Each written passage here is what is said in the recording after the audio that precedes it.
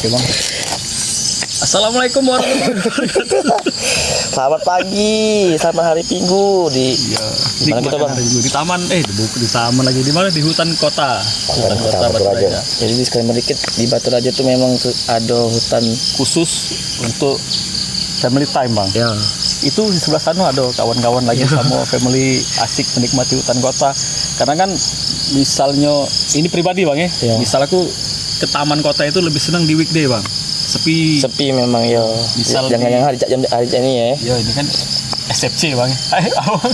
CFD bang. Kok SFC bang? Lagi di PC2 SFC. Keramian di sana. Jadi lo di sini lah bener lah. Benar. Itu Dan juga trekking sini masih bisa ini kan trekking nggak ya? Trekking bisa. Masih ada jalur nggak kan? Trekking ke Bukit Balau. Camp juga bisa katanya bang. Bisa bener. Camp bisa. Jadi hari ini kita kedatangan Presiden mahasiswa. Iya. Di tahun berapa kak? 2004. 2004. Bayanglah. Arif posisi kau 2004 di mana Arif? Di SD2. Wah masih SMA 5 bang. SD2 masih kak. Ya, tapi Presma itu kan 2004. Nah sekarang 2026. Posisi sekarang nggak ngantor di depan Taman Kota. Ya. Kali ini lagi libur memang nggak ya? Libur. Libur. Jadi bisa untuk kita Ngobrol-ngobrol ya, dengan. siapa namanya kak? Boleh gerak ke diri lu kak. Kalau panggilannya Tito. Gitu. Tito kalau nama lengkapnya M Saleh Tito. Nah, tadinya pengen kenal kita kedatangan Tito tapi bukan karena Vian. Itu pemikiran. Cak mana gak rasanya jadi anggota dewan gak di periode kedua ya? Periode kedua. Periode kedua. Alhamdulillah masyarakat mempercayai kita untuk kembali ke periode kedua ini.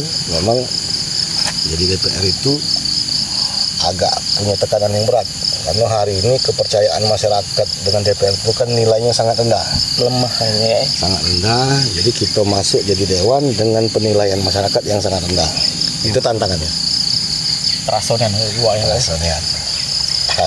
Tapi hari ini kita bahas yang enteng-enteng ya bang, Ya. jangan yang berat-berat. Masalahnya di hari libur kan. Benar. Jadi bahasan kita yang Ya, ala-ala selain ini juga kan Cak Mano kira-kira jalan ditampel itu gak baru seminggu.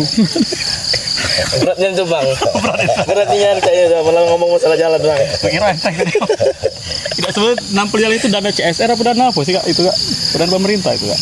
Jadi untuk jalan dalam kota itu, alhamdulillah tahun kemarin itu Kabupaten Maluku tuh dapat bantuan dari gubernur. Oh yang itu yang memperbaiki Ya, jalan. beda-beda. Dimulai dari situ dulu, dana Banggup hampir 25 miliar yang sama-sama pemerintah daerah itu fokusnya bangunan jalan dalam kota. Sehingga kalau sekaligus 25 miliar itu kan bisa kelihatan. Iya betul. Bisa kelihatan. Dan kemarin juga ada dengan 25 miliar itu kan ternyata masih belum bisa untuk cover seluruh kota kan. Ada juga kegiatan yang tampil-tampil itu. Ya kalau jalan yang dibangun kemarin bagus kak jujur. Karena di barengi dengan marka jalan. Sekarang kan sampai RS ada marka jalan. Pokoknya Baturaja tuh bagus sekarang. Karena kita nyengok dikit yang jalan turun itu. Kalau naik-naik bagusnya bang sekarang. Nah tapi masalahnya ada jalan-jalan lama yang berlobang. Di mana bang? Di mana tuh bang? Di dalam kota bang. Ditampel lah kan baru bulan-bulan kemarin bang. Lewat lagi bang sekarang. Daerah misalnya daerah daerah Sukaraya lah. Lah lewat lagi lah berlobang lagi. Mungkin faktor hujan bang. Benar, hujan kan memang lagi tinggi-tingginya. Tapi di sisi lain di sebelahnya misalnya ada yang coran masyarakat lebih awet. Cak mana itu kak ceritanya? Jadi memang kita meyakini bahwa pemerintah itu sebenarnya punya keinginan dengan melakukan pembangunan dengan segala keterbatasan. Tapi niat baik itu kan memang tidak cukup. Niat baik itu harus diiringi dengan cara-cara yang baik juga. Nah itu kan jadi catatan kami juga, Dek. Catatan kami bahwa kalau sudah anggaran, itulah problem hari ini, sudah dianggarkan, dibangun, tapi rusak lagi. Nah itu artinya kualitasnya. Iya. Kualitas pembangunan. Jadi problem hari ini duit kita terbatas, sudah terbatas, kualitasnya juga rendah, sehingga anggaran itu akhirnya berulang-ulang di kegiatan yang sama. Nah ini PR kami. Terima kasih masukannya. Itu akan kami berikan catatan dan memang sudah selalu kita tunjuk catatan kepada Dinas PU kalau pacak duit yang terbatas itu dibangun dengan berkualitas, sehingga di tahun-tahun berikutnya duit yang ada tuh bisa untuk tempat-tempat yang lain. Yang lain ya. Jadi tidak satu kegiatan tuh akhirnya berulang lagi, ditampal lagi. Nah itu masukan juga itu. Karena memang suara masyarakat itu kan memang harus sampai. Nah dengan masuk ke podcast kita pagi ini kita pasti kesampai itu. Sampai nanti. Ya sayang baik. Ibarat kata misalnya kita ada duit dikit bang, nak buat rumah, buatlah kamar sama dapur dulu. Gak kena dong. Tahun Di depan atap, rusak, buat lagi kamar dapur. Iya. Kan kena ya lah buat ruang tamu tahun depan ya kan. Atap sih kok pakai atap kan. Atau ya. Pakai atap sama Bang. Ya, memang itu tadi. Jadi perencanaannya dengan pelaksanaannya memang sebenarnya pengawasannya yang lemah. Jadi pengawasan itu penting supaya apa?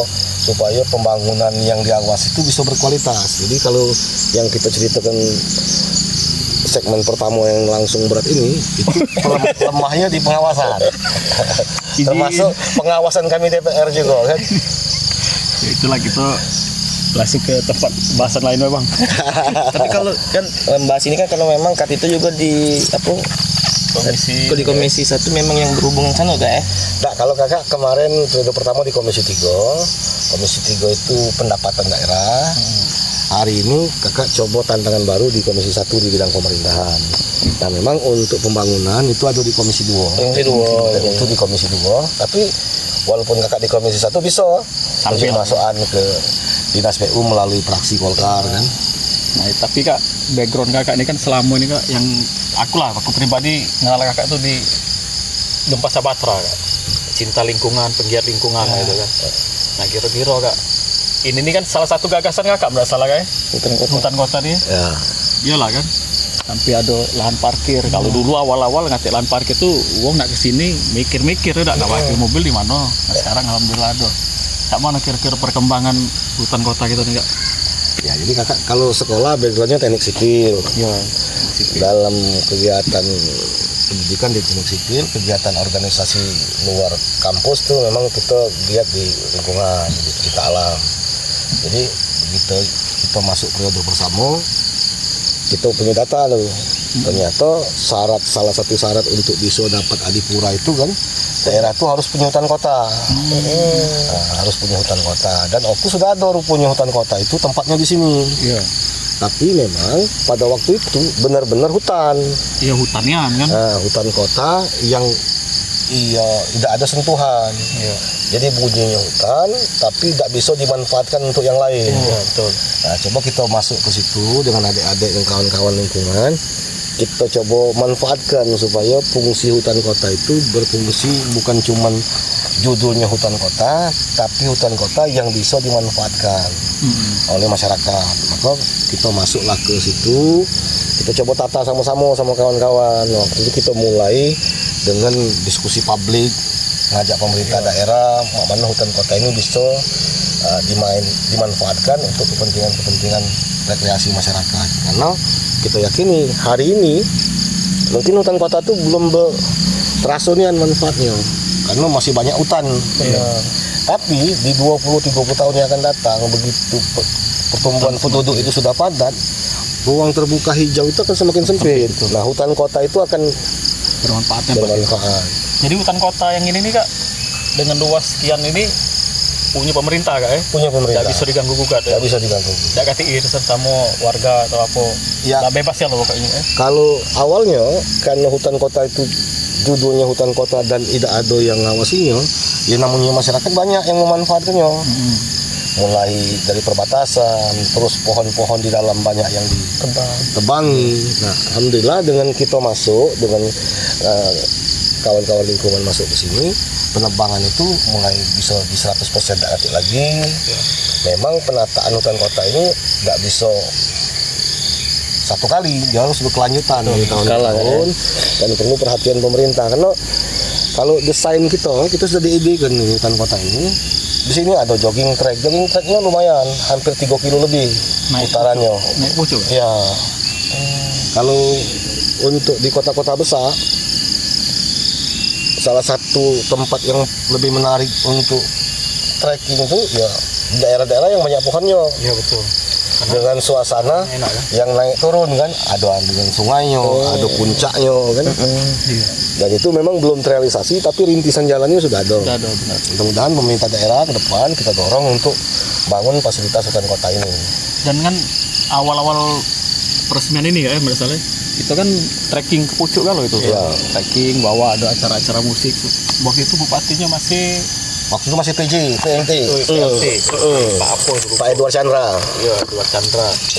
Tapi sebelumnya kan memang sepeda juga kan namanya. Iya. Nah, pernah si kawan-kawan sepeda Downhill.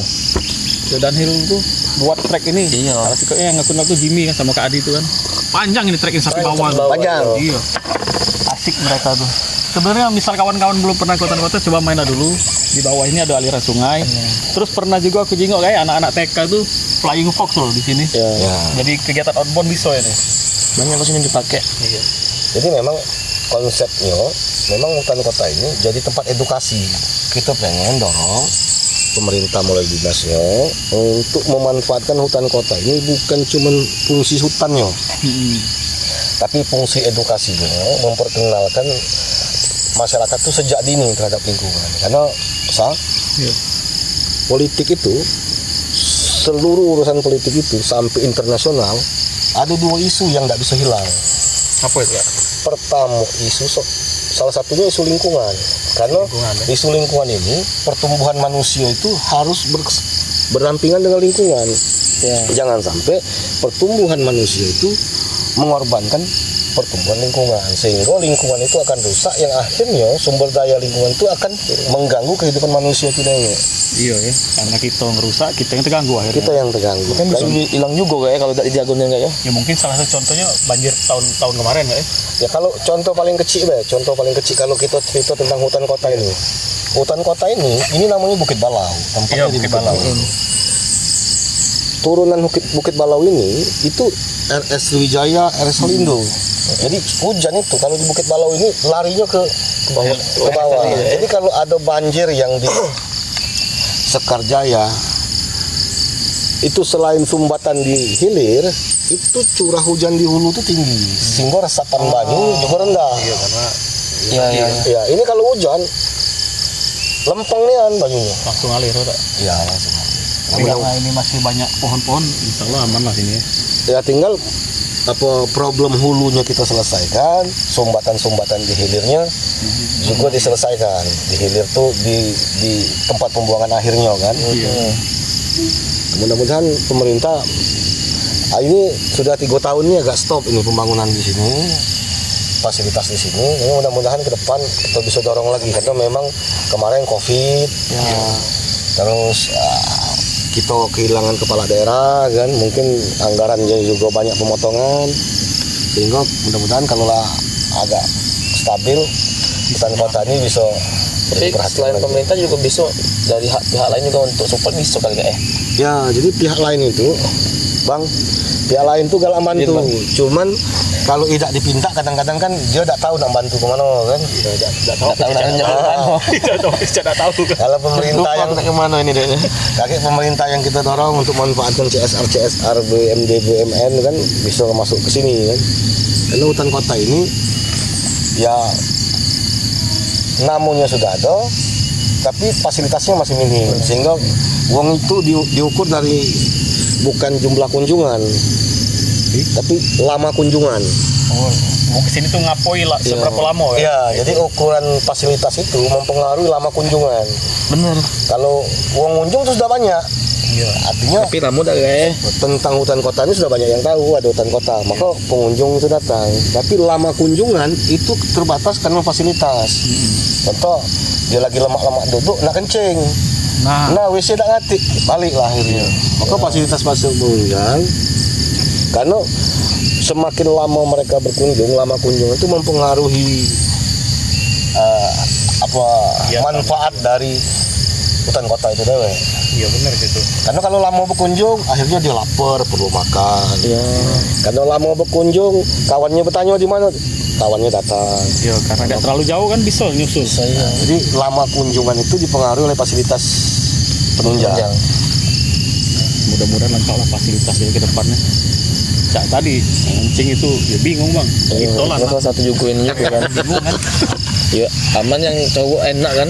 Bang minum bang, Iya bang. biar kencing. Ini memang benar kak. Dulu sempat ada wawancara sini loh kak. Camp gitu. Memang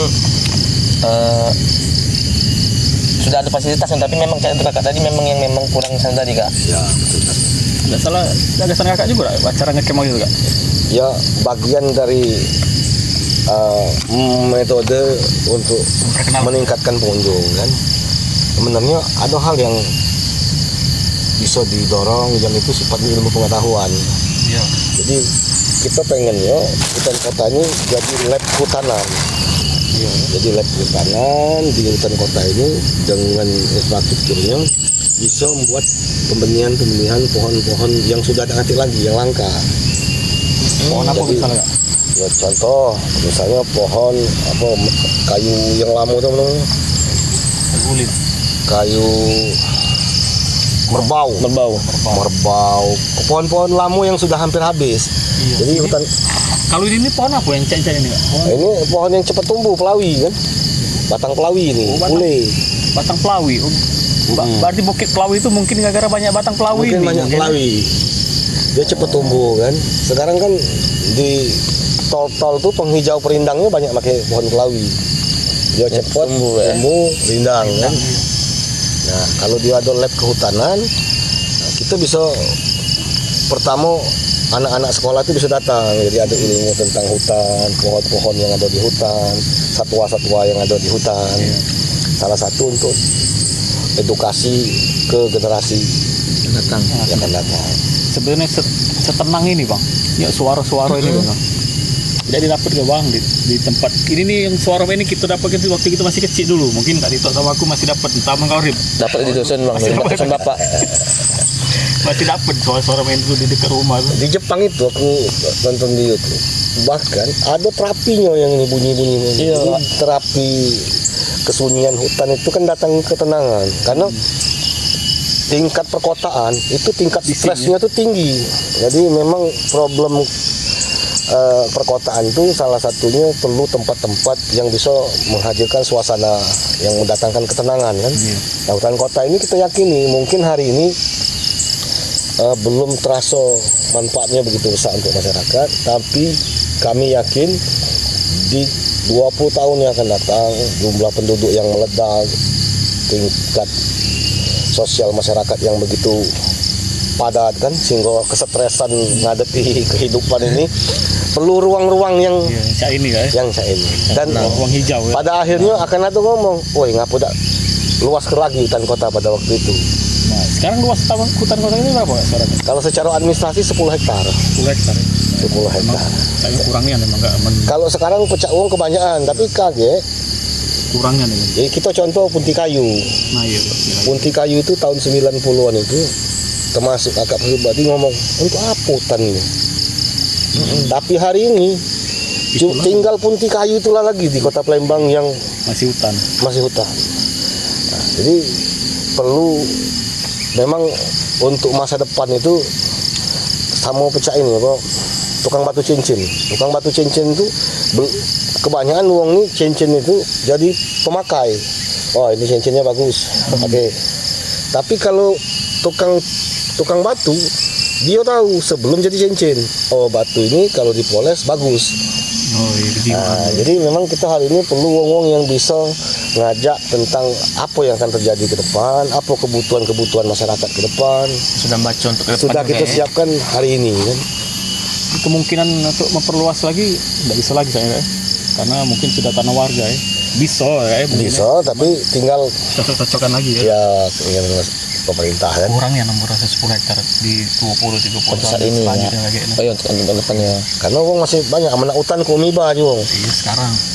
Lah banyak ini pula. Banyak Jagung. Iya. Sawit. Balik-balik lagi Kak, bisa Cak. Batu Rajo ini kan hutan katakanlah masih ada lah, masih aman lah katakanlah hutan. Yang kita jengok ya, yang kita jengok dengan mata yang tidak jengok tidak tahu gitu ya.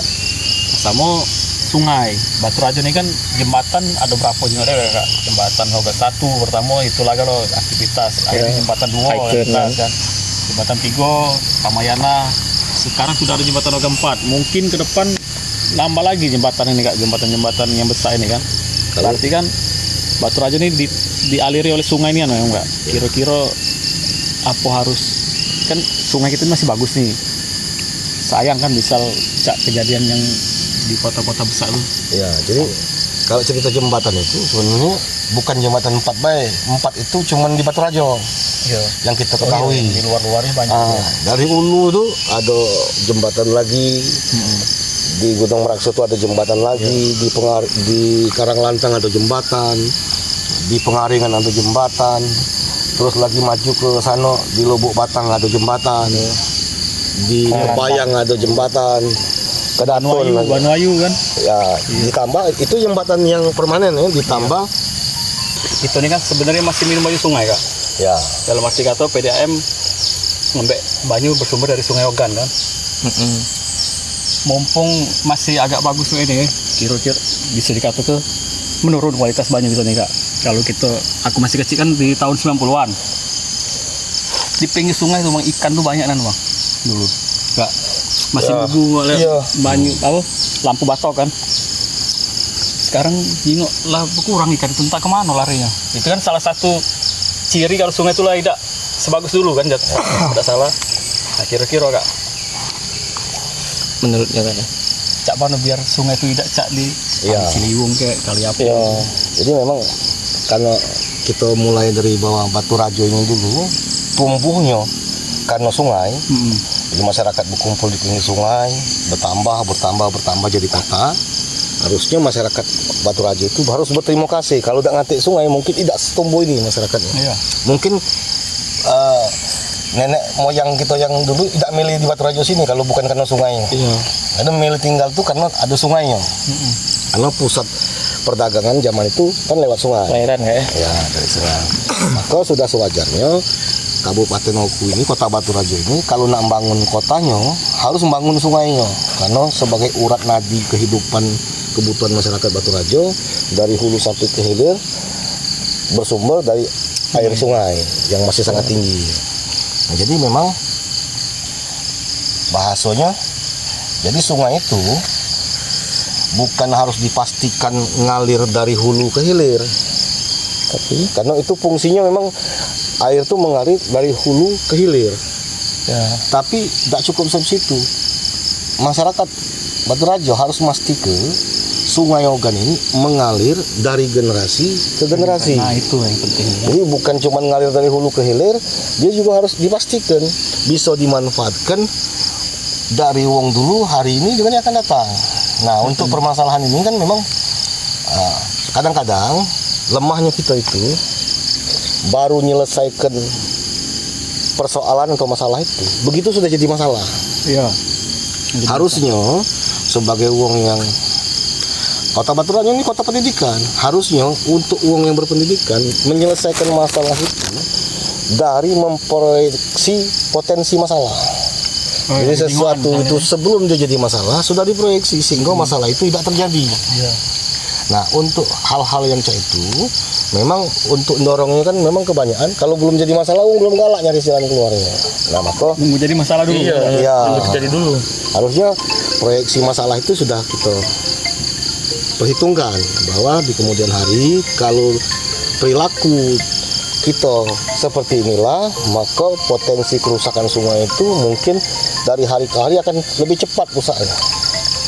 Nah kajian-kajian yang cak ini kan memang perlu dilakukan. Nah maka kakak juga mungkin dalam waktu dekat akan melakukan kegiatan dengan adik-adik lingkungan, salah satunya diskusi publik tentang sungai. Tentang sungai Kak ya? Tentang sungai. Kalau kemarin kan cak hutan kota ini kan, Iya.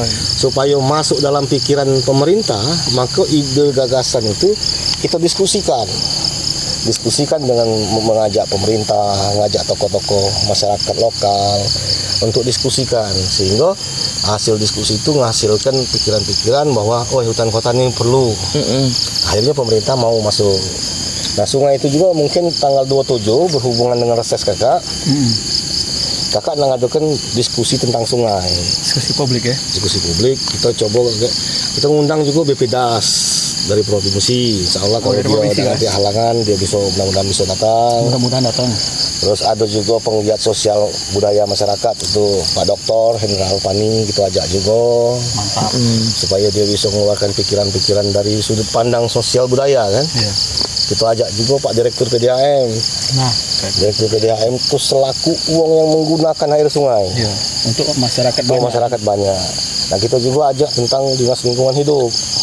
Iya, Dinas Lingkungan Hidup dan insya Allah pesertanya kita pengen ajak RT perwakilan masyarakat yang di aliran sungai. tinggal di bantaran sungai ya. Karena dia yang tiap hari bertemu dengan Konflik masyarakat mungkin, di pinggir aliran sungai. Apa sih masalahnya? Iya, pasti ada konfliknya. Nah, dari situ kita diskusikan apa sih masalahnya, nggak mana jalan keluarnya, sudut pandang yang berbeda-beda itu, sehingga di mana sih pemerintah itu bisa kita dorong untuk masuk. Iya. Jadi intinya masalah itu kalau bisa sebelum jadi masalah sudah kita proyeksi dulu supaya masalah itu kalaupun terjadi tidak meledak. Iya. Tidak meledak. Jadi jangan sampai ada Pandawara Batu Rajo, Bang. Bener. Ibarat kata itu beda. Berarti terjago kan sungai gitu kan. Bener. Sama cak ini kalau cak kata lagi balik ke perilaku ya. Kadang perilaku masyarakat kita nih, misal uang di pinggir sungai sudah benar kata lah ya, sudah benar tidak buang sampah di pinggir sungai. Kadang yang uang yang di tempat lain buang sampah di siring besar biasanya. Di siring besar yang ngalirin ke sungai. Sama baik itu ya kan, yang di pinggir sungai ada yang masih buang sampah, ada yang tidak kadang tuh. Jadi akhirnya numpuknya ke sungai. Kita tuh tidak usah tutup mata lah, Kak. Maksud aku di saat hujan sungai itu penuh sampah. Saat hujan itu biasanya. Apalagi kemarau kak, kemarau kan sungai ngecik kak, kan nimbul pulau. Apalagi yang di Ogan yang Ogan 1 kak ya, itu kan kalau dia kemarau kan ngecik dan sampah plastik itu kan. Wah, di mana-mana kan. Iya. Ya. Sempat pemerintah kan ada ke pembersihan sungai waktu itu kan. Iya. Ya, zaman Pak Kuryana kan. Ya itu zaman Pak Kuryana dia termasuk uang yang harus kita Apresiasi lah, ya. apresiasi dan kita perlu menunjuk penghargaan kepada almarhum karena dia memang getol untuk giat Jumat bersihkan sampah itu dan hasilnya juga ada di Pura. Iya, di Pura. Walaupun tidak maksimal kan. Sama motong sih kok, Kak. Yang pohon-pohon pinggir jalan tuh Pak Kuryana itu, Pak ya. Yang banyak nanam zaman itu. Dan kok yang pernah aku tahu, Bang, ada pernah nak motong, nak nebang yang ganggu mungkin bagi dia. Marah Pak Kuryana, Bang. Iya. Karena ini bukan ada pidananya enggak kak? Iya. Iya, karena kalau sudah masuk wilayah yang memang wilayah jalur yang bukan punya masyarakat tidak boleh. Iya, memang sudah hak pemerintah itu. Jadi memang kalau cerita tentang sungai itu yang pecah kau ngomong tadi, membubu, makanya wadah minyak, apa namanya? Ikan itu kan memang make apa baik dapat ikan tuh zaman itu. Iya, pakai aqua. Artinya kan ikan yang banyak. Iya, ikannya yang banyak. Nah sekarang umpan nasi padang pun tidak dapat ya kan. Jadi Rendangnya aja. Jadi memang sungai itu kalau kita jingok di geografi Oku, memang sungai itu kan yang menyebabkan sungai itu ada dua yang di Oku lah kita anggap. Pertama serapan air di hulu. Serapan air di hulu tuh hutan-hutan di hulu sungai, di aliran sungai itu harus tetap terjaga sehingga fungsi serapan itu bisa tetap ada. Sehingga begitu curah hujan tinggi, serapan air itu diserap dulu oleh Hutan di hutan, baru dia ngalir ke sungai. Terus sepanjang itu dari Lengkiti, Ulugan itu kan memang hutan kebanyakan. Iya. Problemnya. Nah masuk dia ke perkotaan di Batu Raja Barat dengan timur ini, pemukiman. itu permasalahannya sampah. Sampah. Yang rusak sungai Ogan itu. Karena yang perlu kita sama ketahui, jumlah masyarakat Batu Raja Timur dengan Barat itu 33% dari populasi Oku. Iya. 67% itu tersebar di 11 kecamatan. Nah, dengan luas wilayah yang sangat luas, sebarannya jadi ketiganya tidak terlalu berdampak. Tapi untuk perkotaan di Timur Barat ini, itu jumlah populasinya 33%. 33%. Nah, problemnya yang kau ngomong tadi deh, ngapa sih buang sampah ke sungai? Iya. Nah, kita nyingoknya tuh perilaku itu kan harus logika terbalik. ngapa sih wong buang sampah sembarangan? Yo dibalik logikanya. Mungkin tempat itu pecah tempat sampah. Bagi dia. Menurut pandangannya kan. Alangkah sayangnya. Nah, Sungai sebagus itu jadi pandangan dia tempat sampah kan. jadi mungkin dia nganggap nyingok sungai itu tempat sampah. Nah, jadi kalau tempat bersih, secara psikologi wong tuh akan ragu membuang sampah itu di tempat yang bersih. Benar. Iya. Perilaku manusia itu akan membuang sampah itu di tempat yang kotor. Nah, jadi perilaku ini juga harus ada dua yang kita perbaiki. Sungai ini nak kita bersihkan dulu sehingga seluruh wong jingok ini bukan tempat sampah. Iya. Ini aliran sungai ini kan. Ya, jadi perilaku yang ini kan contohnya man. Fungsi sungai itu dulu yang kita analisa. Kenapa? Sungai itu fungsinya masih jadi MCK.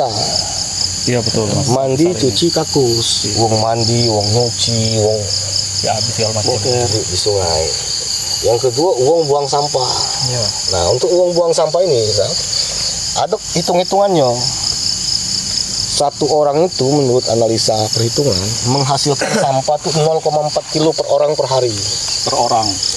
Per hari. Nah, untuk Batu Raja Timur dengan Batu Raja Barat, jumlah jiwanya itu sudah hampir 140 ribu. Nah, bagi dua anggaplah. Nah, 3 kilo sih kok uang anggaplah kan. 140 ribu hampir ditambah pasar-pasar. Pasar ini menghasilkan sampah yang sangat banyak. Iya. Nah, jadi dari situ kita pacak tahu berapa sih jumlah sampah yang dihasilkan setiap hari di Kota Batu Raja. Nah, itu kita bisa hitung. Dan kita juga bisa tahu berapa sih sampah yang berhasil diangkut oleh Dinas Lingkungan Hidup. Nah, maka perlu diskusi itu. Yang berhasil diangkut. Ya, maka kita perlu diskusi itu. Kita ajak DLH, kita minta datanya. Iya betul. Nah, selisihnya itulah sampah yang tidak bisa dibuang di tempat sampah. Karena itulah mungkin warga tadi, lagi hujan terus, sering besar. Entah. Jadi itu kan.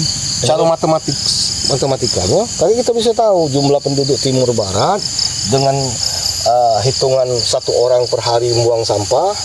Kita tahu berarti sampah di Timur Barat itu sekitar 40 sampai 50 ton sehari. Nah, DLH lagi akan punya datanya, berapa sih sampah yang berhasil diangkut dari DLH ke tempat pembuangan akhir. Selisihnya itulah sampah yang tidak tahu di mana tempatnya. Iya, tak terserap. Ada di sungai, ada yang dibakar, ada yang ngecer. Nah, ini kalau kita kalkulasikan dari hari ke hari, bulan ke bulan, tahun ke tahun, ini bom waktu. Iya. Karena kemana lari kita tidak tahu. Kita tidak tahu, karena apa? Tidak terangkut. Iya. Nah, inilah perlu kita diskusikan problem sampah ini, di mana kendala DLH, di mana kendala masyarakat. Nah, ruang terputus ini harus dicari ke jalan keluarnya. Nah, mudah-mudahan dengan diskusi publik aja, kita coba ngurai problem-problem itu dengan tahu problem, kita tahu langkah-langkah yang harus diambil itu apa. Sama juga nitip, kan. Kak, kalau diskusi publik jalan, misal nitip psikol kayak sampah itu jangan dibakar kalau di pemukiman yang ramai Kak, minta tolong itu. Karena sangat ganggu, kadang wong tidak sadar tetangga ini punya anak kecil bakar sampah entah daun entah apa, asapnya kemana-mana itu benar-benar ganggu kadang itu. Karena misal cak lingkungan sudah ramai kan, ya anggaplah misal masih cak di sini bakar dikit-dikit boleh lah kan. Nah, sama masalah-masalah sampah ini kadang sampah itu mentoknya di depan lorong kadang tuh. Yang punya rumah depan lorong kadang ribut. Rumah kamu tuh Bang? Mobil sampah tidak sampai ke dalam, misal tempat mes sampai Bang, mobil sampah tuh kan Lorong masih mana? sampai. Lorong mana Pak? Berarti rumah Nesanya pinggir jalan. Iya, tidak pinggir jalan kan, dikit lah, masuk dikit, tapi aman tapi Kak. Sedangkan misal wong dari yang dalam lorong lagi, buang sampah ke depan.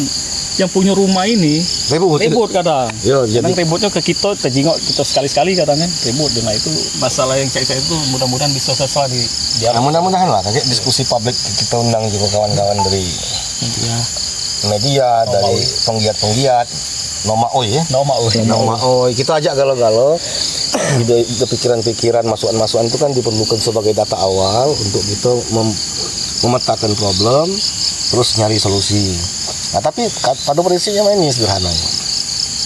Menyelesaikan masalah sampah itu harus dimulai dari cara jingok sampah. Jadi sampah itu jangan dijingok jadi barang yang tak guna. Hari ini sampah itu energi. Iya, benar-benar. Ada energi yang dihasilkan. Hari ini aku dapat informasi pemerintah kabupaten melalui DLH, Kak Brikmen, itu sudah MOU dengan di Jakarta ada pembangunan tempat pengolah sampah lagi. Tempat pengolah sampah. Nah, itu kita belum tahu detailnya, tapi sudah ada MOU kabarnya pemerintah dengan bakal bangun di Kabupaten Oku. Nah, problemnya sampah ini kan jangan dijenguk jadi masalah. Ini adalah potensi yang bisa dikelola. Kalau di Singapura sampah ini kan jadi pembangkit listrik. Iya. Iya. Kalau di tempat kita problem sampah ini kan jadi ada bank sampah, ada daur ulang. Ini sebenarnya emas hitam, emas yang bisa dikelola, nantinya bisa jadi sumber energi lain ya. Sumber energi dan bisa jadi penghasilan sampah itu. Cara mandang itu sampah itu jangan dijenguk sampah itu tidak bermanfaat supaya lemah nyelesaikannya. Iya, betul. Jadi problemnya mas sampah ini ada yang terputus dari produk sampah yang memproduksi sampah dengan yang mengumpulkan sampah. Ini jaraknya terlalu jauh. Harusnya dari yang menghasil sampah dengan yang ngambil sampah itu harus dekat biar dia tidak sempat ngurai. Di mana sih produk sampah itu dihasilkan? Setiap manusia, setiap rumah tangga. Inilah produksi sampah. Pabrik sampah itu manusia, rumah tangga. Nah, tinggal kita harus dorong dinas lingkungan hidup melalui pemerintah kabupaten mendekatkan jaraknya. Kalau sekarang jarak tempat mengut sampah dengan rumah tangga itu mungkin ada jarak di pinggir jalan dengan di dalam lorong. Dengan problem yang angkutan sampahnya yang tidak bisa masuk. Iya, pertama tidak bisa dijangkau, yang kedua mungkin waktunya yang sangat singkat. Iya, benar waktunya. Nah, ini yang akan kita bicarakan. Kalau kami ada beberapa ide yang mungkin kaget lewat diskusi bisa kita hasilkan.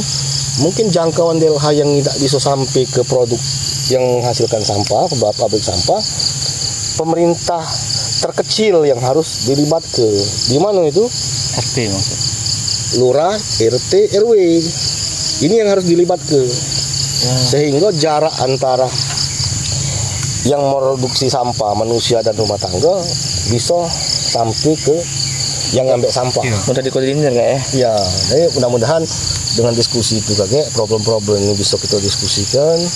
Dari diskusi kita tahu permasalahan, dari permasalahan mudah-mudahan bisa menghasilkan pikiran-pikiran untuk langkah-langkah apa yang bisa diambil.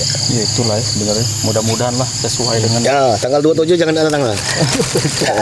Ini kak, kepalangnya ini kak, kepalang nanya masalah lingkungan nih kak. Kan kita balik lagi ke sungai kak. Kan dulu tuh sempat berpikir kalau kita wong awam yang tidak tahu apa-apa dulu kak, aku kak. Malah mikir tuh kan sempat ada keresahan juga kak, kesel juga dengan sampah di sungai kak. Malah mikir tuh ini, ngapa dari pemerintah tuh ngasih denda ataupun apa nih hukuman apa yang misalnya ada buang sampah gitu kak ke sungai. Sanksi ya. Iya, ataupun cak buat pos-pos penjagaan untuk jago sungai betul. Ya. Pikir aku dulu kak ya. Nah, tapi kan mungkin terlalu apa nih mungkin kajian tadi kak. Nah, maksud aku tuh kak, menurut kakak nih kak, baiknya di sungai menurut kakak pribadi kak, pengen kakak tuh cak mana kak? Iya. Tentang menjaga sungai tuh kak, dari itu tuh kak. Jadi memang kalau cerita tentang Mak Mano menjaga sungai itu kan memang Kompleks lah ya. banyak, karena permasalahan itu bukan satu masalah, artinya banyak masalah yang harus kita selesaikan dan setiap masalah itu kan punya caranya masing-masing. Memang kebanyakan kita ini habis energi menyelesaikan masalah itu dari hilir. Menyelesaikan masalah itu dari hilir. Harusnya permasalahan itu harus dipetakan dan kita selesaikan dari hulu sampai hilir. Nah, jadi semakin kita selesaikan di hulu, maka ke hilirnya akan semakin sedikit problemnya. Karena pemerintahan itu tidak boleh juga langsung menghukum, langsung mendenda, langsung tidak boleh juga, harus ada, karena ini sifatnya dengan masyarakat, dengan anak-anak, dengan anak pemerintah kan yang tinggal di dalam pemerintah, tidak bisa juga langsung dihukum. Kalau menghukum itu dipastikan kalau sudah melalui tahapan-tahapan. Kalau kita sudah menunjuk tahapan Melakukan ini sudah masih juga ada kaget, ya memang harus ada penegakan hukum. Lanjut juga. Tapi penegakan hukum ini ada langkah akhir. Yang problem sungai di Ogan ini kan cuma dua, kerusakan hutan dengan sampah. Nah, kerusakan hutan ini kan kalau orang per orang tidak akan kuat nih merusak. Kalau orang per orang. Kalau orang per orang, wong buka kebun, yo segaganya wong tuh buka kebun tuh tidak keluasnya. Nah, yang paling berat nih kan perseroan. PT ini buka hutan itu dengan ekskavator tuh satu hari dia bisa berapa hektar. Iya betul.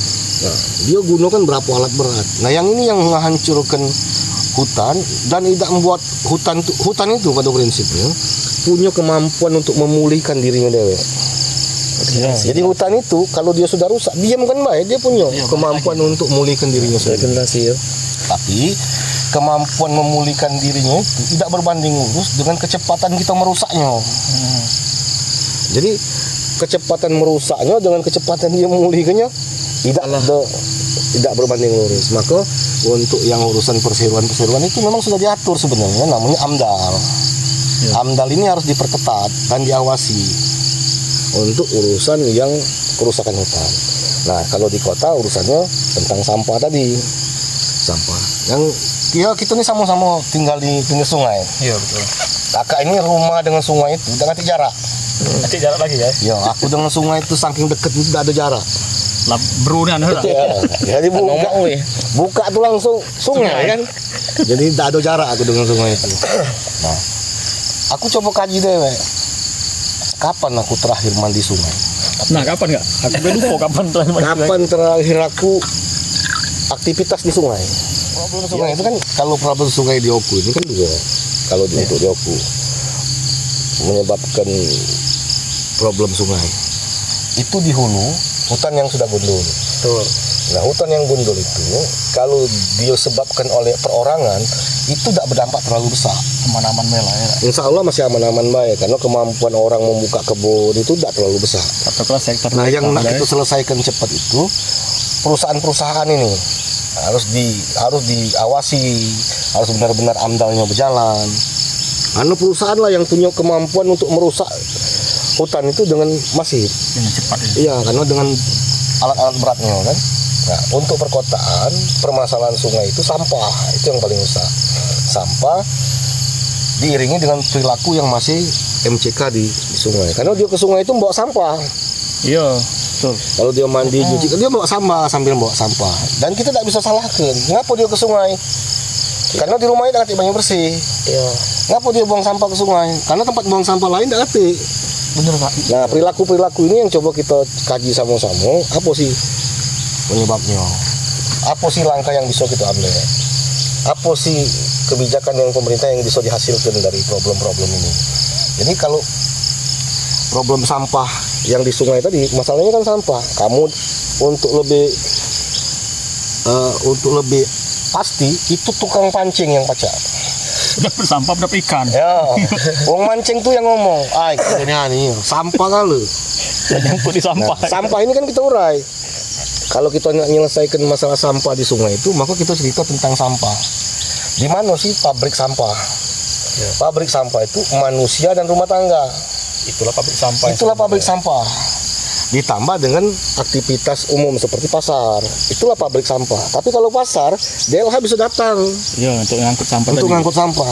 Tapi yang pabrik sampah orang dan rumah tangga ini ada gap yang masih cukup jauh, ada jarak yang masih cukup jauh dari jangkauan Dinas Lingkungan Hidup dengan pabrik sampah tadi. Nah, ini yang coba kita urai. Kalau pabrik sampah ini dengan angkutan sampah ini bisa selesai, maka potensi sampah yang tidak terdeteksi itu bisa minim. Maka dengan sendirinya aku meyakini sampah yang ke sungai itu akan berkurang juga. Iya, benar. Kalau diselesaikan masalah ini, kalau tadi kan, yang Cak omong Nesa tadi, yang banyak juga bukan cuma pinggir sungai Kak, uang bawa motor buang sampah lewat pinggir jalan, jembatan. Oh, itu jembatan. Itu pasti itu pasti rumahnya bukan pinggir sungai. Iya, uang jauh biasanya. Biasanya itu perilakunya dia bawa sampah dari rumah, begitu sampai tempat pinggir jalan, mobil sampah lah lewat. Iya, bingung lah buang kemana. Bingung naruh kemana, ditaruh di situ ribut uang rumah pinggir jalan. Akhirnya dibawa sampah itu ke tempat, Kecamatan. menurut dia tempat sampah. Masih ada kadang tuh. Ya, menurut dia itu tempat sampah kan. Menurut dia bang, bukan menurut kita kan. Iya. Nah, problem-problem ini sebenarnya harus diselesaikan sejak dini, karena begitu tadi deh. Sampah itu ada hitungannya. Satu orang tuh 0,4 kilo per orang per hari. Kalau jumlah penduduk jiwa kita di Batu Raja Timur dengan Barat ini hampir 140.000, berarti proyeksinya itu hampir 50 ton per hari. Dan aku yakin, lanjut kak. Aku yakin kemampuan ngangkut DLH itu paling di 30% Ya, saat ini ya, saat ini. 30% ya. Artinya hampir 70% sampah itu tidak terangkut. Jadi kalau 70% kali 50 ton itu ada 35 ton. Yang Sekitar 30 tonan yang tidak terangkut. Yang tadi mana tempatnya? Ada yang di sungai, ada yang dibakar, ada yang macam-macam. ada yang numpuk-numpuk baik. Numpuk-numpuk di baik. belakang rumah ya kan. Nah, dengan diskusi publik itu kakek, mudah-mudahan problem-problem ini bisa kita diskusi bersama-sama dengan pemangku kebijakan yang juga kita diskusikan. Bisa kita carikan Solusi lah. solusi-solusi pencegahan, penanggulangan sejak dini kan. Iya. Jangan langsung ke hilir gitu, harus pencegahannya cak mano, penanggulangannya cak mano, sanksinya baru apa. Ya cak. Entah terlalu muluk apa tidak misalnya cak petugas sampah itu sebenarnya. Mereka tuh prioritas loh harusnya misal depan angkatan, karena mereka tuh yang Garda hadapan terdepan. langsung iya. Nah tapi dibuat lagi misalnya ada daerah-daerah yang tidak tersentuh nih oleh mobil truk sampah misalkan, berarti harus ada lagi lewat armada lebih kecil lagi masuk lagi. Itu kan ada yang pakai motor roda 3 tuh kan Ya. Ada tapi biasanya itu ini apa? Ini pihak ketiga itu. Pihak ketiga. tuh ya. Sudah bisnis hitungannya. Ya artinya kan itu kan efek yang ditimbulkan karena sampah ini akhirnya tidak terselesaikan secara perorangan, akhirnya sekelompok masyarakat memanfaatkan jasa pihak ketiga. Tidak salah sih sebenarnya. Nah, itu bagus, itu kan timbul karena problem yang ada kan. Iya. Dia nak buang sampah kemana tiap hari bingung. Iya. Akhirnya ada yang pihak ketiga keliling. Ya, sempat aja kan itu kak. Angkonya kan di 25.000 sebulan. Sama rumah Iya. kakak juga kan Pak itu. Kita Nah. juga terbantu kan akhirnya kan. Terbantu, tapi ini kan tidak menyelesaikan masalah secara keseluruhan. Ada spot-spot baik yang bisa bisa selesai. dijangkau, kan? Nah, kalau pemerintah yang menyelesaikannya itu bisa selesai. Kakak juga sudah hitung juga itu coba-coba angka, tapi kita hasil diskusi lah kakek. Artinya kakek kita bisa tahu dari data jumlah penduduk, wilayah, berapa kendaraan yang diperlukan, dan itu sebenarnya tidak terlalu sulit untuk pemerintah. Misalnya kita motor roda 3 itu memerlukan misalnya 60 unit untuk timur dan barat misalnya, 60 unit. Ini kan bisa didorong CSR itu PT Semen yang nyumbang 10, misalnya ke Banagung bisa 10. Iya betul itu kak. Dan ini kaget, ini bukan cuman mengeluarkan duit, ini jadi investasi. Karena apa? Dengan adanya kendaraan sampah yang bisa nyentuh sampai rumah tangga, Iya. ada petugas yang dipakai, dan ada jasa yang dibayar. Iya. Iya. Kalau kita hitung-hitung buyannya baik, hitung buyan. Kalau dia 5.000 rupiah per bulan, 5.000 rupiah per bulan. Kalau 1.000 kakak kan sudah Iya. Per bulan. 5 juta sebulan Lumayan. untuk menyelesaikan. Kalau 1.000 kakak itu kan cuma satu RW, Iya. 5 juta. Kak, kalau Berapa untuk lorongnya ada? ini kak, misalnya untuk aku ini dulu pernah ke arah ini kak, ke arah selatan kak, ke Gunung Batu apa Kurang hafal bang daerah sana bang. apa nih pokoknya ini arah ke Kruya tapi di Ranau masih Oh ini Gunung daerah Batu apa daerah Pelawi juga yang tempat pembuangan sampahnya itu, tebing itu. enggak maksud tuh di jalan itu kak kan ada kotak-kotak sampah yang ada duit tuh kak yang untuk yang bisa di daur ulang sama yang tidak daur ulang. Gunung Batu ya. Iya Gunung Batu jadi sempat juga ini jadi emang itu kan kata kakak tadi kak bahwa kita tuh berpikirnya tuh kalau kita nyingok sesuatu kalau nyingok yang bersih kalau kita ngotor yang rupa bersih kan kita malu dewek kadang kak kadang ngerasa mencak kayak kena marah nih. Dan dengan adunya di setiap jalan itu kan adu galau kak aku nyingok waktu itu kak terakhir itu kak nak buang itu harus nak ke kotak sampah kak. Ya karena nak buang masing-masing lah malu tadi. Iya ya. maluan kak. Nah maksud itu kan di Batu Raja kan aku udah tahu nih kak kotak sampah itu sudah ada atau belum nggak dulu nggak? Malah yang ada itu kan kotak-kotak sampah yang sikot tempat yang besar-besar. Nah itu yang kotak-kotak sampah kecil itu nggak yang di itu Kak, diperbanyak Kak.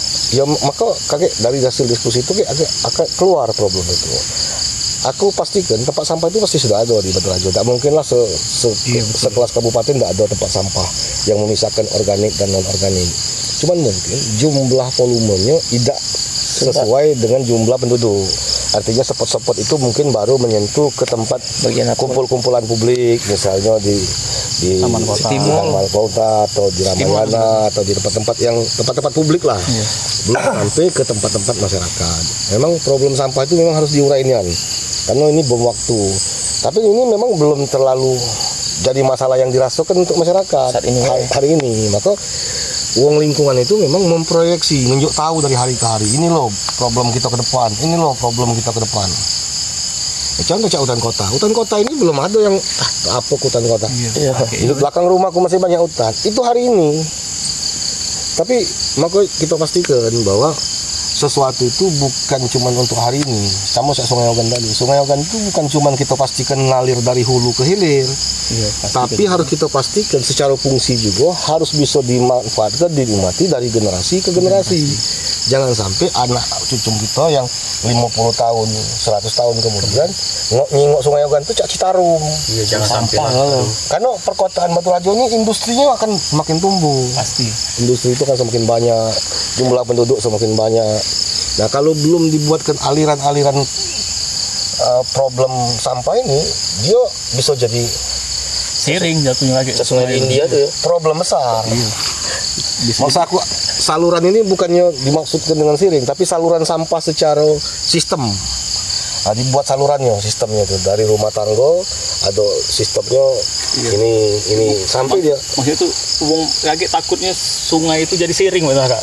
Kesannya itu. Jadi pandangan wong tadi, oh ini siring gitu nah. Paca. Berubah cecak. Sungai-sungai yang di kota-kota. Di kota itu hitam sungainya. Cecak bukan sungai lagi yo. Sudah misal kita nyengok siring ini bukan sungai gitu nah. Jadi beralih fungsi, jadi bukan jadi sumber air bersih lagi. Dan PDAM selaku pengguna air minum itu juga berkepentingan untuk memastikan sumber bahan baku itu baik. Nah, iya, karena ke masyarakat minum pun gitu. Kalau Batu Rajo Timur ini sumber air bersih itu masih di sungai. Masih. Ada beberapa wilayah yang tidak bisa gali sumur itu tetap tidak dapat banyu. Iya. Contoh-contoh di daerah Kapuran, terus Karalekis, itu sudah berapa kali uang buat sumur bor tidak dapat banyu. Artinya masyarakat yang akan hidup di situ itu perlu PDAM. Iya. Karena mungkin dari sebanyak tidak lewat sana kan. Ya, jadi problem-problem air bersih ini ke depan memang harus diidentifikasi dari sekarang. Nah, mudah-mudahan tanggal 27 lagi kawan-kawan bisa hadir, mengembangkan pikiran-pikirannya kan. Di mana tuh Kak? Kalau ada halangan kita ngambil di pinggir sungai, di Jalan Buntu, Kertapati. Kalau sampai dekat tempel. Ingat tuh lah, Jalan Buntu Kertapati lah. Dulu tuh waktu aku SD bang, Masih bisa itu emang? itu buntu itu tuh bang sebenarnya. Buntu itu maksudnya yang 3 batang jati besar itu. Nikmatnya andaman dulu bang itu bang. Karena buntu kan jalan itu kan. Jadi pas lewat sana tuh rasa, oh di negeri dongeng gitu ya. Sekarang Taram ini sekarang. Kalau nyelesai ke sungai itu kan tidak cocok kalau kita diskusinya di gedung.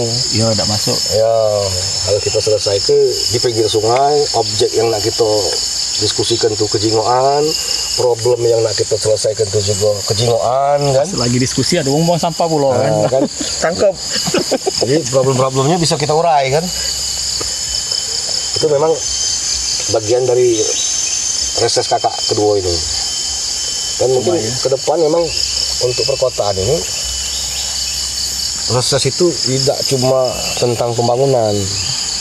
Karena kita hari ini kan masih banyak kalau reses itu usulan pembangunan, usulan tentang bangun jalan, bangun sharing.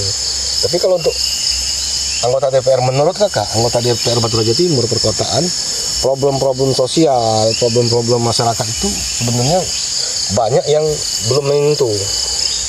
Ya, karena yang harus kita omongkan di sini deh, ya harus berani juga kita sampaikan dengan masyarakat bahwa omongan di medsos itu benar. Kalau orang Jepang itu sedikit bicara, banyak kerja. Banyak bekerja. Kalau orang India banyak bicara, banyak kerja. Nah kalau orang Indonesia, lain yang dibicarakan, lain yang dikerjakan. Itu kata Gus Dur kan. Lain yang diomongin, lain yang diawi. Lain yang diawi. Lain cucu, lain menanam. Nah, mudah-mudahan kita coba jadi cambukan untuk kita supaya apa yang kita omongkan itu yang kita gawe gitu kan. Iya, jangan meleset udah.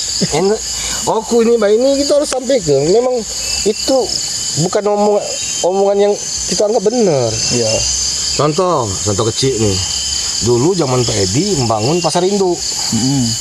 Pasar induk. Jadi perencanaan yang dibangun pada waktu itu oleh DED perencanaan pasti mendesain pasar induk. Dalam perjalanannya tahu-tahu pedagang kaki lima dipindahkan ke pasar induk. Kan tidak connect antara rencana dengan kerja. Ya, harusnya seluruh kan. Iya, harusnya yang namanya pasar induk itu seluruh pasar yang ada ini belanjanya ke pasar induk. Jadi seluruh barang yang masuk Kabupaten Oku ini tidak boleh masuk ke pasar Lain dulu, pasar induk. pasar tradisional dulu, dia harus masuk di pasar induk. Jadi yang belanja di pasar induk itu pedagang pasar-pasar tradisional. Jadi lain yang direncanakan, lain yang digawe ke. Yang dia. Contoh lagi gedung kesenian. Perencanaan gedung kesenian itu gedung tempat berkumpulnya kegiatan seni budaya. Hari ini gedung kesenian itu 99% digunakan untuk kegiatan pernikahan. Kau nyari duit uang ngejob. Nah, artinya kan hal-hal yang ini harus bisa dimanfaatkan. Ini juga ke depan salah satu topik yang pengen kita angkat. Betul ya. Balik ke fungsi masih balik ke Pengen fungsi kita lagi. Ya? angkat karena Oku ini tidak kurang talenta. Ya. Seniman tidak kurang talenta itu. Kalau urusan batu, kita punya batu sampai nasional. Sampai jadi tugu atau gitu. Iya, kalau penggiat seni ada siapa? Banyak kan gitu dari seni musisi, Iya. lukis, atau galau kan. Kak, ini kakak termasuk tak kak di apa sih kak namanya kak kalau di DPR tadi kak? Apa itu? Dapil apa yang Proses. bukan kak yang dapil tadi apa bukan dapil komisi masalah tempat upacara kak. Nah itu kan Lapangan upacara. iya aku tuh kan pernah kan kalau kita tuh nak buat sesuatu tuh kan kak kita harus nengok dulu kak keluar kak. Sedangkan di Batu Rajo di taman itu kak kan sudah banyak taman kak sudah banyak kulineran kak. Nah menurut kakak nih kak taman itu masih cocok nggak untuk di lapangan upacara kak? Maksudnya tuh dialih fungsikan misalnya kita di Jogja nih kak kita ambil kak kan di Jogja ada teras namanya kak. Teras 1 teras 2. Yang teras 1 itu memang untuk apa namanya itu kulineran sama yang teras 2 itu untuk yang apa namanya untuk oleh-oleh itu naga. Nah menurut kakak nih kan kalau misalnya masih bisa enggak untuk itu kak? Ya, makanya sebenarnya kalau kita Wadahin. fakta hari ini sebenarnya pemerintah itu sudah merencanakan taman kota itu bukan lagi jadi tempat lapangan upacara. Jadi ruang terbuka hijau yang bisa dimanfaatkan untuk rekreasi. Ruang terbuka hijau. Kaget turunannya bisa macam-macam lah. Iya yang tadi ya. Iya, ruang terbuka. Itu di mana buktinya? Pemerintah di tahun berapa kakak lupa itu membangun lapangan upacara. Namanya lapangan Korfri. Iya. Yang Di pasar jadi pasar itu. Jalan yang Pasar dulu sekarang 10 mega proyek Ya. Pak Edi kan. Nah, itu kan rencananya jadi lapangan upacara itu. Jadi dipindahkan dari taman kota itu lapangan upacara, kita punya lapangan upacara dari. Iya. Nah, itulah tadi antara yang direncanakan dengan yang dikerjakan itu tidak sejalan. Iya. Akhirnya apa? Yang harusnya direncanakan untuk jadi lapangan upacara karena pelaksanaannya tidak maksimal, laju tak bisa dimanfaatkan. Sehingga taman kota akhirnya balik lagi jadi tempat lapangan upacara. Ya, sebenarnya upaya upacara itu kan tidak yang tiap hari ya Iya. Memang ada tahunan. Tahun sekali bisa Iya. dicatat kan. Tapi kan jatuhnya kan 17. iya. Jadi sebenarnya memang lapangan, makanya banyak perlu melibatkan. Jadi pembangunan daerah itu harus melibatkan penggiat-penggiat, kelompok-kelompok masyarakat. Sehingga apa yang dibangun itu berdasarkan keperluan. Apa sih yang diperlukan? Kalau pembangunan itu tidak didasari dari membangun cerita tentang ini tujuannya KG Emak ini dimanfaatkan oleh kelompok-kelompok ini, akhirnya kan tidak bisa termanfaat.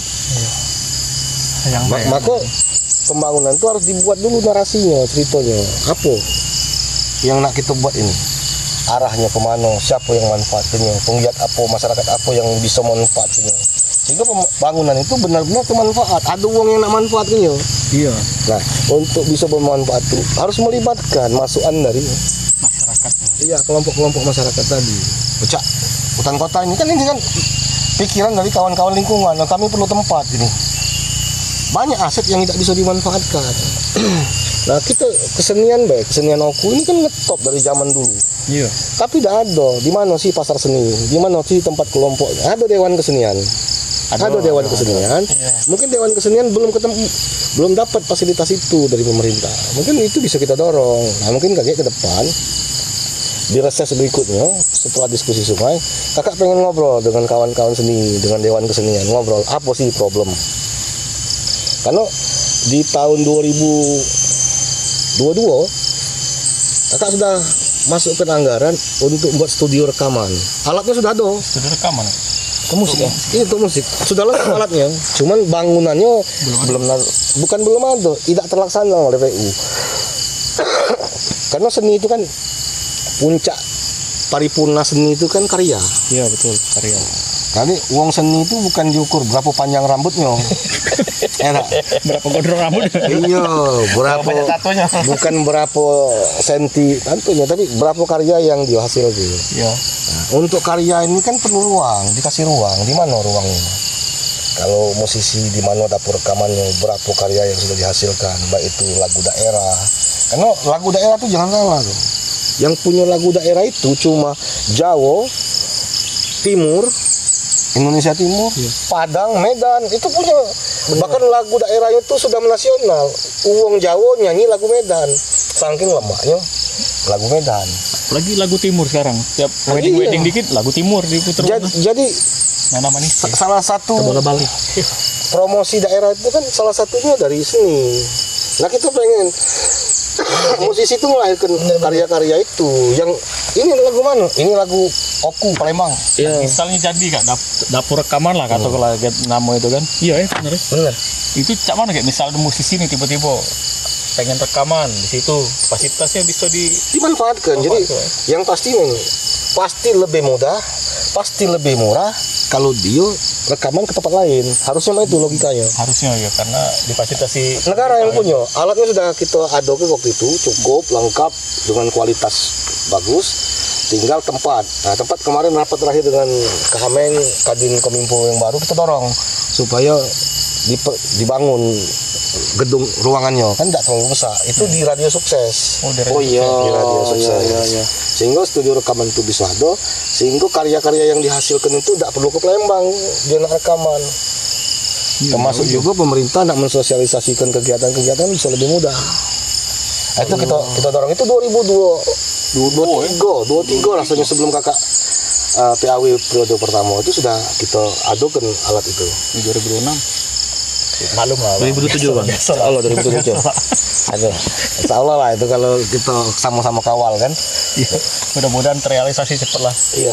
kalau lambat ya biasa lah Problem-problemnya bang izin yang penting dia tuh ide dengan gagasannya sudah ada dulu. ada Nah, kalau ide gagasannya sudah ada, sudah dimasukkan dalam realisasi pemerintah, tinggal kita cerita kecepatan. Nah, kalau kecepatan ini ada mekanisme politik, ada macam-macam lah kan. Ya, betul. Mudah-mudahan dengan didorong dengan podcast ini, pemerintah juga bisa dengar. Oh, ini diperlukan masyarakat ini. Ini ada sudah di podcast masyarakat butuh nih. Sehingga jadi skala prioritas. Karena memang ini kalau anggaran terbatas, maka yang dipilih itu yang prioritas. ya Kan itu. pilih lagi ya Nah, maka yang prioritas ini salah satunya masukan dari masyarakat. Kami butuh ini. Ah, berarti prioritas. Iya. Karena duit kita ini tidak cukup untuk bangun galau-galau. Nah, tinggal yang mana prioritas. Nah, yang payah itu lah duitnya dikit, yang dibangun bukan prioritas. ya gara-gara Jadi- lain diobrol ke lainnya dibangun Jadi akhirnya apa? Duitnya habis, masyarakat merasa, ngati kami merasa kayaknya. Nah, itulah yang problem-problem lewat hari. kan ya kan Iya sih. Jangan yang berat-berat lagi lah. Ya, Iya, takut ngeri juga. ya bawaan Bang. Ngobrol sama anggota dewan ini. Makanya kalau kita pengen ke depan itu jarak antara anggota dewan dengan jarak wakil rakyat dengan rakyat itu memang harus dekat.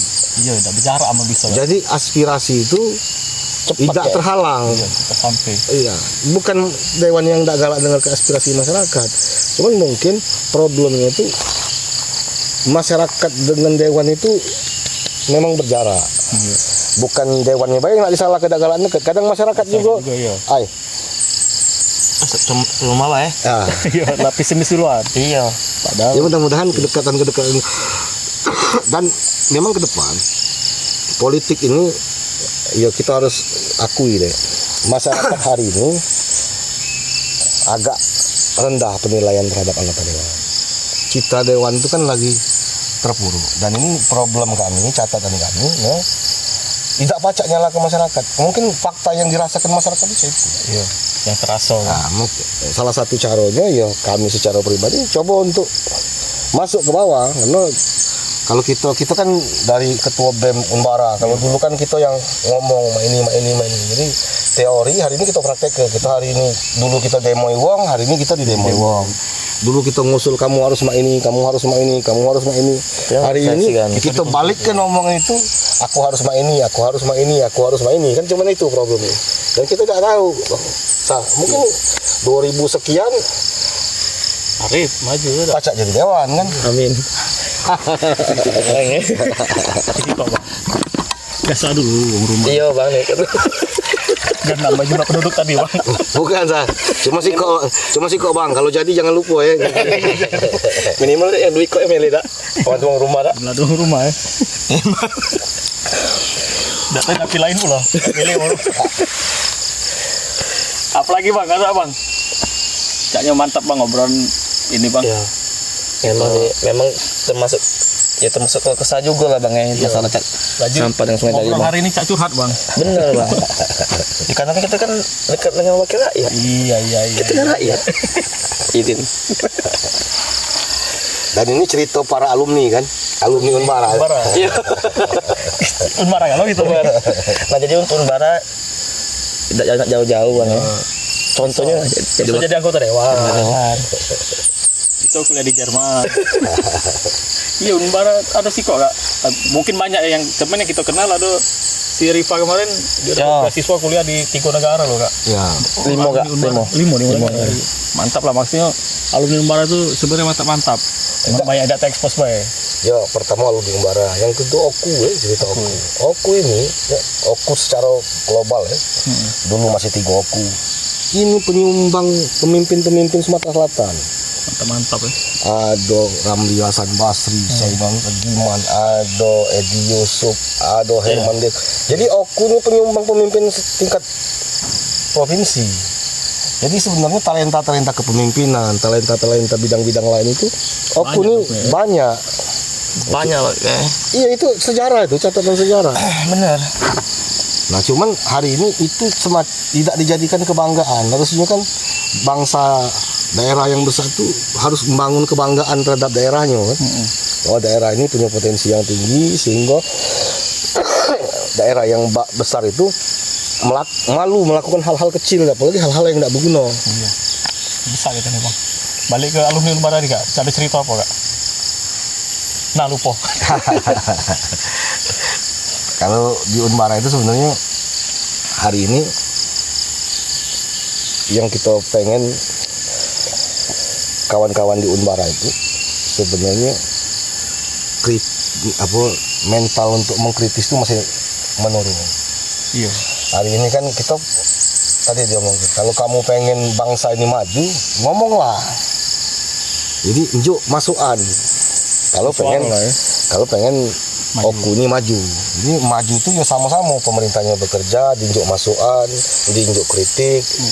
Jangan juga kita cuman diam dan manut. Kalau yang bagus kita puji, kalau yang jelek ya kita kritisi kan. Iya.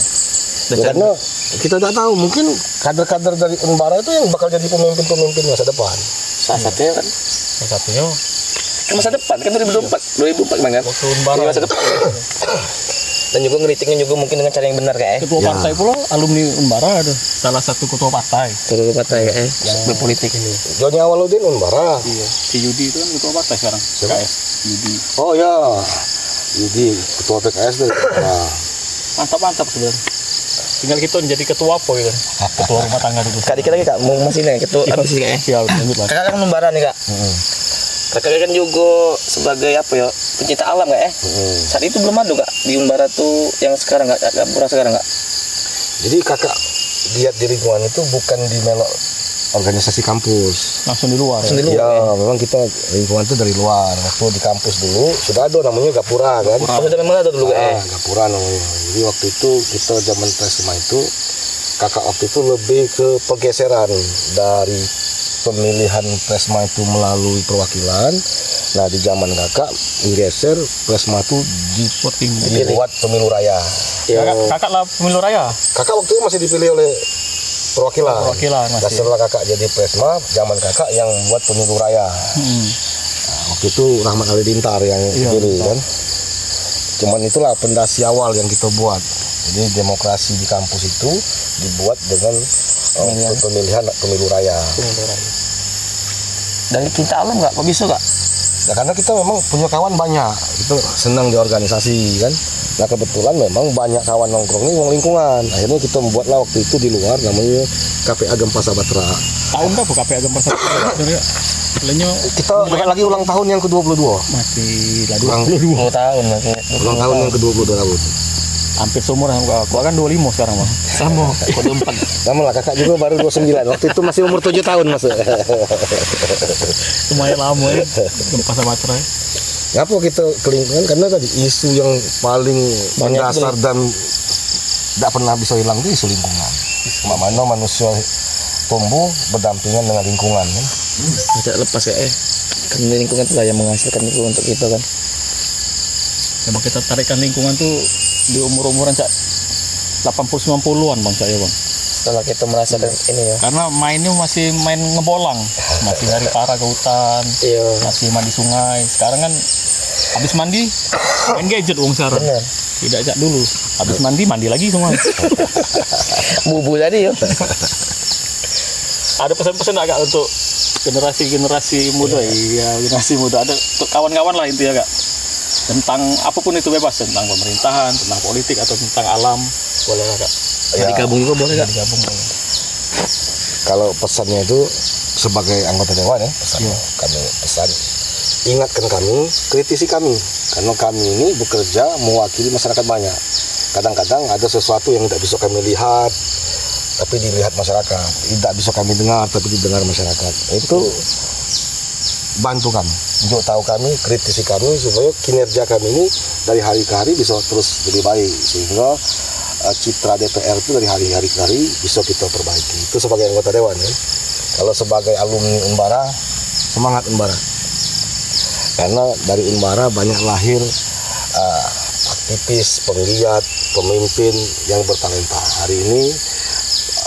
Hari ini kita omongin tadi di Unbara kita teori, hari ini kita praktek dengan bidangnya masing-masing. Nah, Unbara punya potensi dan dengan mudah-mudahan potensi yang ada ini bisa dimaksimalkan. Terbaik. Untuk pencinta alam Kak. Nah, untuk pencinta alam. Kak. Kalau pencinta alam, problem alam ini tidak pernah selesai. Jadi kerjasama, kekompakan untuk jadi garda terdepan melindungi alam dalam pertumbuhan kehidupan menjadi kewajiban kita bersama. Salam lestari. Lestari. Sama pizza besar ya. Bukan. Thank you Kak Tito. Ya, terima Hari kasih. ini terbaik lah buat hari ini. Mantap hari ini kita ngobrol sambil curhat tentang lingkungan, tentang sampah segala macam banyak lah. Tonton terus podcast kami. Dadah. Dadah.